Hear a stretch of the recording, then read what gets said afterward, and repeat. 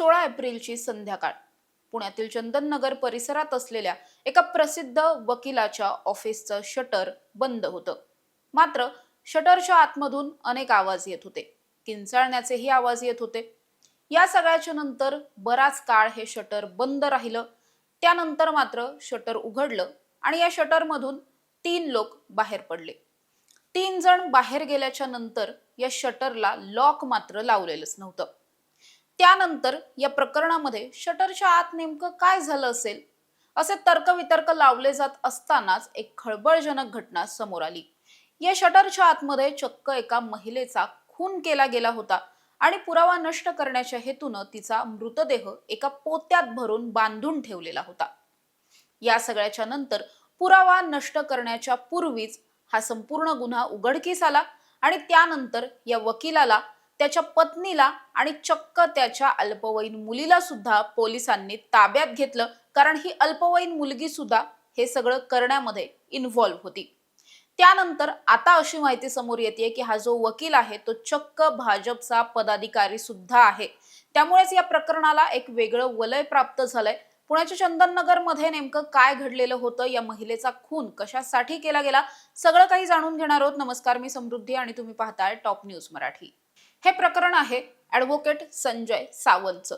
संजय सावंत हा भाजपचा पदाधिकारी आहे. भाजपच्या विधी आघाडीचा म्हणजेच कायद्याची जी आघाडी आहे, राज्य आघाडी आहे, याचा तो प्रदेश उपाध्यक्ष असल्याची माहिती समोर येते. त्याच्या सोशल मीडियावर तशा अनुषंगाच्या अनेक पोस्ट सुद्धा उपलब्ध आहेत.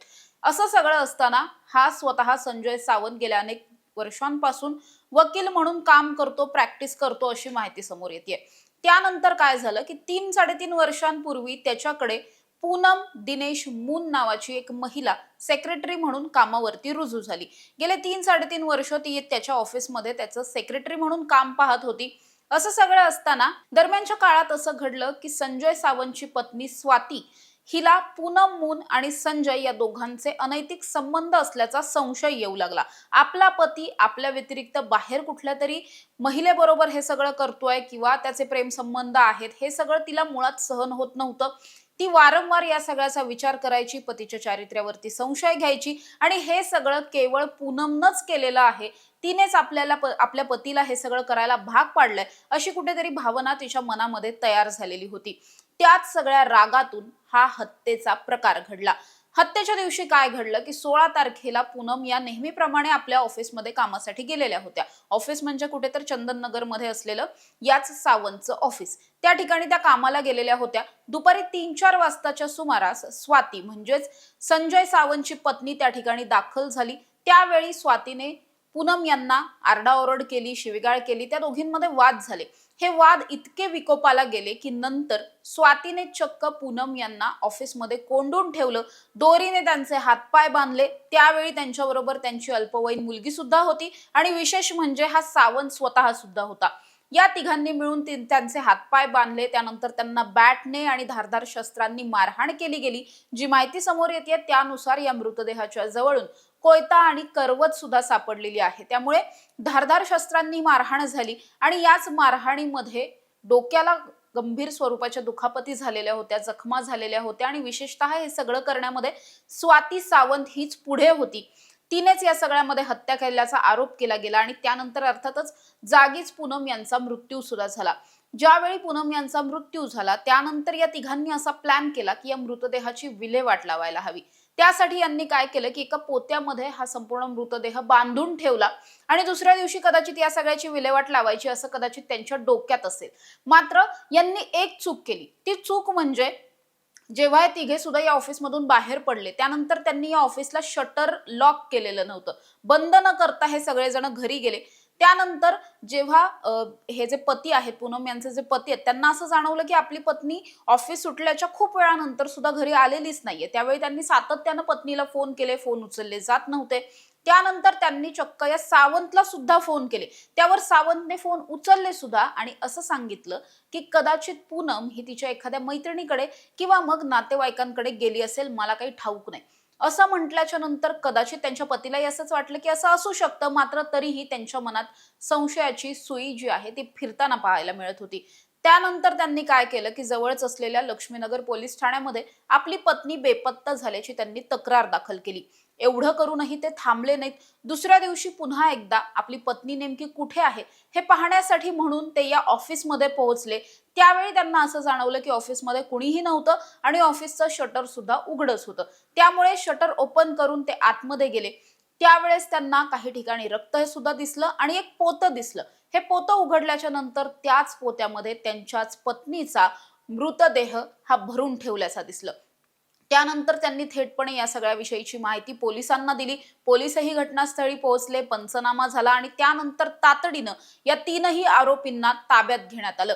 आता या प्रकरणामध्ये मुळात यांची जी मुलगी आहे ती अल्पवयीन असल्या कारणानं तिला अटक करता येत नाहीये, तिला केवळ ताब्यात घेतलेलं आहे. मात्र दुसरीकडे या पती पत्नीला, सावंत पती पत्नीला मात्र चंदननगर पोलिसांनी अटक केली आहे. त्यांना लवकरच न्यायालयामध्ये सुद्धा हजर केलं जाईल. त्यानंतर पोलीस कोठडी सुद्धा मिळेल आणि त्यांनी हे सगळं नेमकं कशासाठी केलं, केवळ अनैतिक संबंधांचं कारण होतं किंवा मग या दोघींमध्ये म्हणजे पूनम आणि स्वाती या दोघींमध्ये 16 एप्रिलला झालेले किरकोळ वाद होते आणि त्याच्यातून हा खून झाला, की हा खून म्हणजे एक प्री प्लॅन कट होता, याचा शोध आता चंदननगर पोलिसांकडून घेतला जाणार आहे. मात्र हे प्रकरण किती गंभीर आहे हे यावरून लक्षात येतं की हे प्रकरण जिथे घडलं ते एका लॉयरचं ऑफिस होतं. ज्यानं हे सगळं केलं तो स्वतः एक लॉयर आहे, एक कायद्याचा रक्षक आपण म्हणू शकतो. पीडितांना न्याय मिळवून देण्याचं काम हे वकिलांचं असतं. मात्र वकीलच जर इतके धजावलेले असतील, वकिलांनाच कायद्याची किंमत नसेल, कायद्याचा जराही धाक नसेल, तर मग कसा काय हा कायदा पाळला जाणार आणि सर्वसामान्य जनतेनं कुणाकडे आशेने पाहायचं, हा एक प्रश्न निर्माण झालाय. दुसरीकडे हा भाजपचा पदाधिकारी आहे. मुख्यमंत्री, उपमुख्यमंत्र्यांसह अनेक मंत्री, आमदार, खासदारांबरोबरचे फोटो त्यानं सोशल मीडियावरती पोस्ट केलेले आहेत.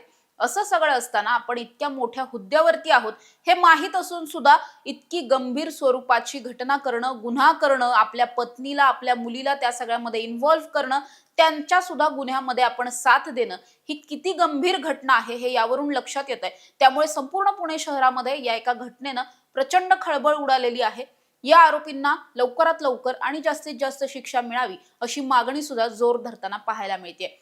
अर्थात आता हे संपूर्ण प्रकरण जेव्हा कोर्टात स्टँड होईल तेव्हा कोर्टात नेमकं काय होणार आहे हे पाहणं महत्त्वाचं असणार आहे. अशा ताज्या आणि महत्त्वाच्या बातम्यांसाठी तुम्ही पाहत राहा टॉप न्यूज मराठी. आपला महाराष्ट्र, आपली बातमी. तुमची car, electric panel, data server आगीपासून सुरक्षित आहे का?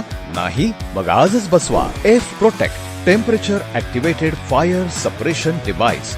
यामध्ये आहे eco friendly non toxic pressurised liquid, जे आग लागल्यास क्षणार्धात ऍक्टिव्हेट होऊन आगीवरती मिळवते नियंत्रण. बसवण्यास अतिशय सोपे आणि सुटसुटीत.